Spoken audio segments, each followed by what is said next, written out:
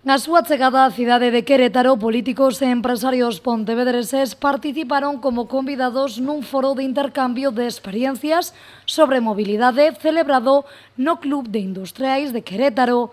Gali Lores defendeu que unha cidade non se pode ocupar. Y eso es malo porque la gente busca fuera de la ciudad mejor calidad de vida.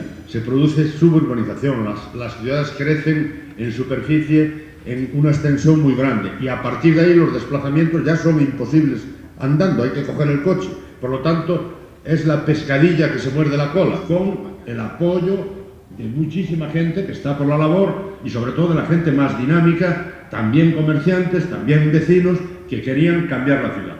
Primero el peatón, segundo la bicicleta o el transporte no motorizado, tercero el transporte público y cuarto y en último lugar el vehículo privado.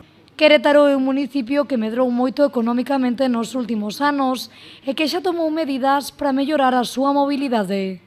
Querétaro se ha convertido en un atractivo en generación de empleo, en inversión. Tan solo podría decirles a ustedes que en los últimos 24 meses, Querétaro, la ciudad por sí sola, está recibiendo 63,000 millones de pesos de inversión, lo que representa por sí sola esta ciudad un crecimiento mayor que 8 estados de la República. Y esto atrae en conjunto una serie de retos muy impresionantes.